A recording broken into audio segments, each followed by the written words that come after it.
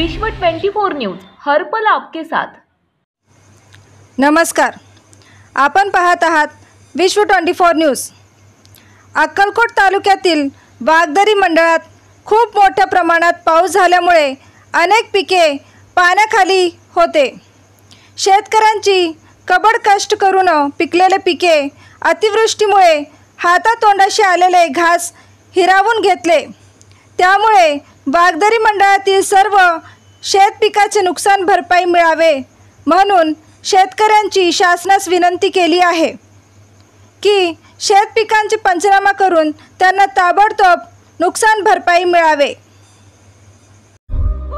राज्यातील महत्त्वाच्या आणि आपल्या भागातील ताज्या बातम्या पाहण्यासाठी आजच आमच्या विश्व 24 न्यूज चॅनलला YouTube वर सबस्क्राइब करा आणि बेल आयकॉन प्रेस करा।